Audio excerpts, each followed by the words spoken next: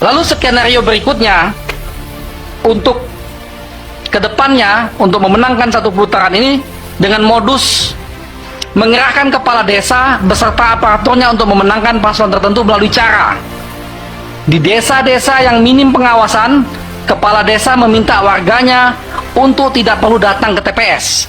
Ini fakta-fakta yang kami dapatkan di lapangan. Kami memiliki tim hukum nasional di 34 provinsi, laporannya sampai saat ini sudah masuk ke kami seperti ini. Dengan memberi imbalan uang. Kepala desa-desa tersebut memberi imbalan uang untuk supaya mereka tidak datang ke TPS. Sementara kertas suaranya dicoblos semua oleh kepala desa atau perangkatnya untuk calon tertentu. Kalau ini kejadiannya di Papua, namanya noken. Ada aturannya, tapi ini bukan di Papua. Lalu di kawasan yang pengawasannya relatif baik, kecurangan dilakukan dengan melakukan money politik yang dilakukan aparat desa sebelum pencoblosan. Pembagian uang secara masif dilakukan oleh kepala-kepala desa ini. Pemirsa, tim hukum dari 3 pasangan calon presiden dan calon wakil presiden pemilu 2024 mengaku sudah siap menghadirkan bukti-bukti kecurangan pemilu 2024. Bahkan TPN Ganjar Mahfud mengaku punya saksi penting yang bisa membuktikan kecurangan terstruktur, sistematis, dan masif. Jika tidak ada perubahan, KPU harus sudah mengumumkan hasil Pilpres dan Pileg pada 20 Maret 2024. Pihak yang ingin menggugat keputusan KPU diberi waktu 3 hari untuk mendaftar gugatan ke Mahkamah Konstitusi. Salah satu paslon yang sudah siap menggugat adalah pasangan Ganjar Mahfud. Mereka akan melaporkan dugaan kecurangan terstruktur, sistematis, dan masif dalam pemilu. Salah satu strategi yang konon disiapkan adalah menyiapkan saksi seorang Kapolda. Nggak boleh buka di sini, strategi. Bahkan saya melontarkan itu pun bagian dari strategi saya. Udah dianalisis. Takutnya habis ini Kapoldanya nggak jadi, Bang. Nggak jadi bersaksi karena sudah terlanjur disebut. Kan nggak nyebut nama. Ya justru itu saya kan tidak menyebut Kapolda mana.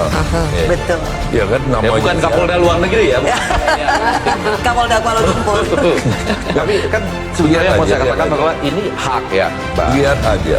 Kita tunggu aja. Saya nggak asal ngomong. Setuju. Saya nggak asal ngomong. Nggak, jadi nanti pada gilirannya apakah dia diintervensi, apakah dia ditekan, apakah dia diancam, dan itu akan saya blow up lagi, gitu loh. Lalu potensi kecurangan juga berpotensi dilakukan oleh KPPS dengan berbagai modus. Misalnya, memobilisasi massa yang tidak punya hak pilih untuk memilih, penggabungan atau pengurangan suara, yaitu melakukan pertukaran kotak yang berisi hasil pemungutan suara dengan kotak hasil suara manipulasi untuk memenangkan calon tertentu. Jadi kota-kota itu akan dibuat kota yang sama, di perjalanan akan diganti. Sementara itu, calon presiden nomor urut 1 Anies Baswedan mengungkapkan pihaknya masih terus melakukan pembahasan untuk menyusun temuan di lapangan terkait dugaan praktik kecurangan Pilpres 2024. Anies mengatakan berbagai temuan tersebut akan dijadikan bahan dalam menyikapi hasil Pilpres.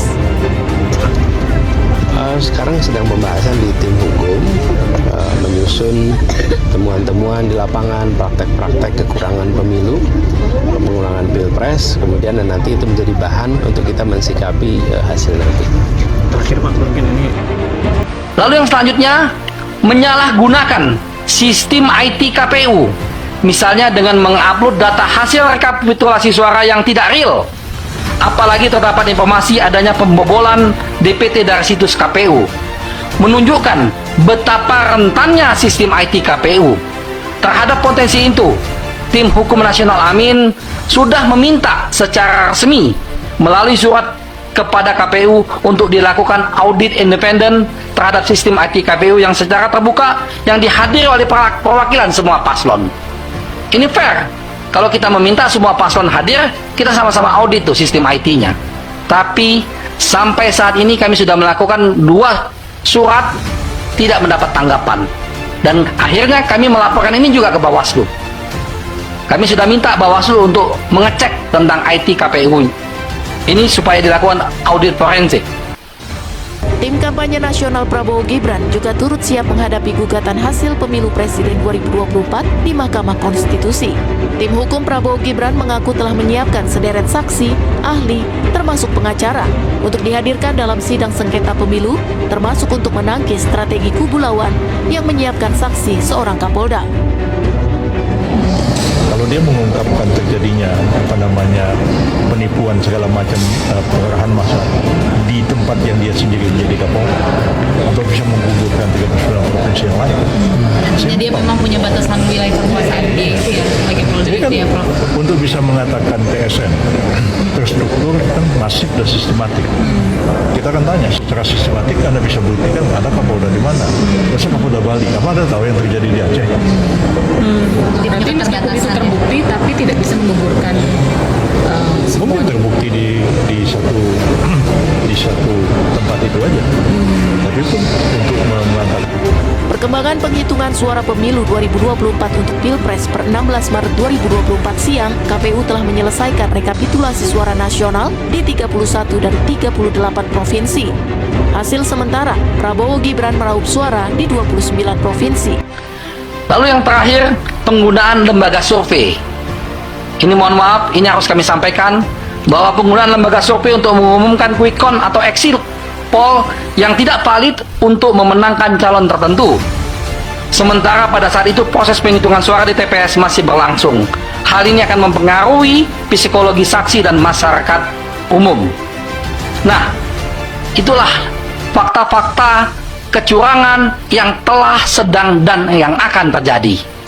Untuk itu, kami menghimbau khususnya kepada pelaksana kecurangan di lapangan. Ini yang di lapangan. Kalau yang otaknya nggak bisa kami himbau karena sudah tujuannya. Tapi yang di lapangan, sadarlah bahwa kalian hanya diperalat.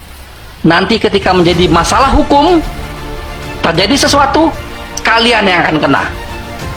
Baik itu kepala desa maupun KPPS yang ada di lapangan, masih ada kesempatan kalian untuk tidak melakukan kecurangan. Besok kami doakan ada terbuka hati kalian untuk tidak melakukan hal-hal ini. Demikianlah demi untuk menjaga integritas pemilu dari ancaman kejahatan yang bersifat terstruktur, sistematis dan masif, dan demi menyelamatkan republik yang sama-sama kita cintai. Itu saja dari saya. Terima kasih. Kembalikan kepada. Sebelum 24 jam resmi diumumkan KPU, Prabowo Gibran menang di Pilpres langsung digugat ke MK. Nggak buru-buru itu? Karena persoalannya kita sudah sejak awal mencium bahwa pelanggaran terhadap pemilu dan kecurangan itu terjadi.